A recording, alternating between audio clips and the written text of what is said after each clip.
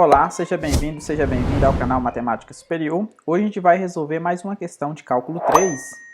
A questão que a gente vai resolver hoje é a questão 28 da seção 16.1 do livro do Stuart. Na 27 e na 28, ele pede para desenhar o campo vetorial gradiente F juntamente com um mapa de contorno de F. Explique como eles estão relacionados entre si. Então, na questão 28, eu tenho uma função de duas variáveis, tá vendo? Dado por cosseno de x menos 2 seno de y. Então, o que eu vou fazer? Eu vou desenhar o gráfico, lá no GeoGebra eu vou desenhar essa superfície, vou colocar as curvas de nível, vou escolher uma curva de nível, por exemplo, k igual a 1, e vou desenhar o campo vetorial gradiente juntamente com essa curva de nível que vai ser gerada.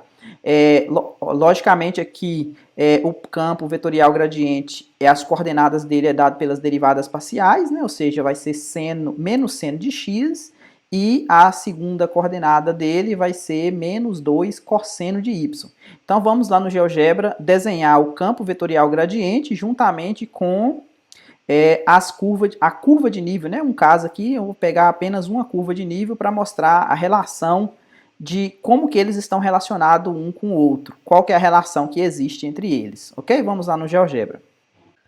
Bom, aqui no GeoGebra eu deixei algumas coisas preparadas. Esse k igual a 1 aqui, esse controle deslizante aqui, é para fazer as curvas de nível dessa função aqui. Essa função aqui é a função z dada, cosseno de x menos 2 seno de y, ou seja, essa função que está aparecendo aqui no gráfico 3D, tá vendo?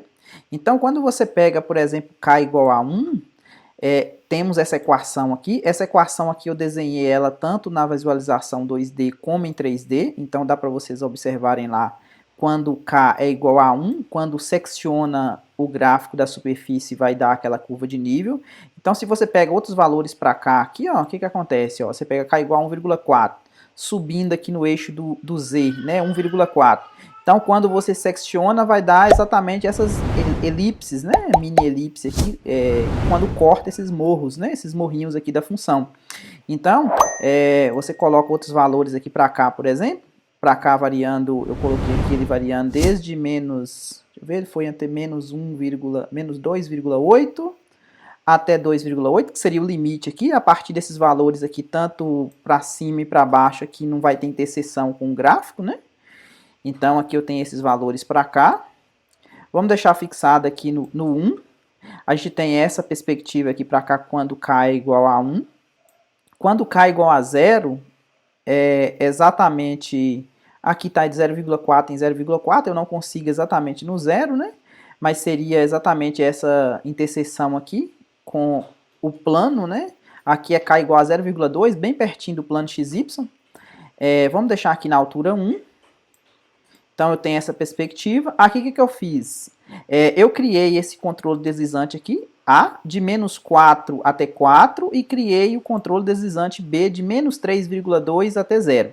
Então, menos 3,2 está mais ou menos aqui, e 0 está aqui, e menos 4 aqui até aqui. Por quê? Porque eu vou falar que o menos 4 vai fazer o papel do x, ou o A vai fazer o papel do x, e o B vai fazer o papel do y. Aqui, quem é que é meu vetor? Eu criei esse vetor aqui como sendo quem? Então, o ponto AB vai fazer o ponto inicial do vetor, e quem que seria a parte final do vetor? Então, para fazer o meu campo gradiente aqui, eu vou pegar o que? A derivada do meu campo. O meu campo, quem é que é meu campo? Vamos dar uma olhada aqui quem é o meu campo.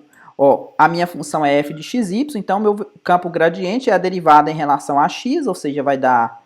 Quando deriva em relação a x, vai dar menos o seno de x, como eu estou chamando de b de a, então vai ficar menos seno de a, e a derivada em relação a x dessa parte aqui é zero, e quando você deriva em relação a y, vai ficar menos 2 cosseno de y, então vai ficar menos 2 cosseno de b. Então, por isso que a lei de associação do meu campo aqui ficou menos seno de a, que seria menos seno de x, como o x, quem está fazendo o papel do x é o A, e menos 2 cosseno de B, que está aqui, né, que seria o cosseno de y. Então, o que acontece? Qual que é a relação que a gente tem do vetor campo gradiente com as curvas de nível? A gente sabe que há uma relação de perpendicularidade. Se você pegar os pontos exatamente iniciais aqui, para A e B, exatamente sobre essa curva, o que é difícil a gente fazer isso, né? teríamos que resolver essa equação aqui para encontrar esses valores. O que eu fiz? Eu coloquei alguns vetores aqui que eu vou colocar para vocês, por exemplo. Se eu deixo o B, que é o Y, né, fixado aqui em 3,2 e faço o X variar, então o que vai acontecer? Estou fazendo o X variar, tá vendo? Então ele vai fazer para mim esses vetores aí, ó, que está sendo desenhado na figura. Observe que esses vetores, tá vendo? Ó, o ponto inicial dele aqui, o ponto final aqui. Mas se você considerasse o ponto inicial dele exatamente em cima sobre essa curva aqui, ó, vocês estão vendo que eles realmente são perpendiculares. Agora, se você pegar o outro caso, vamos pegar o B igual a zero, vou deixar o B aqui em cima, né, que seria o valor de Y, e fazer novamente o X variar, olha o que vai acontecer, ó. Quando eu faço o X variar, eu vou ter esses outros vetores aqui da parte de cima, tá vendo? Esses vetores aqui fixados aqui no eixo do X, por quê? Porque o B, que é o Y, é zero. E a hora que eles cortam essa outra curva aqui, ó.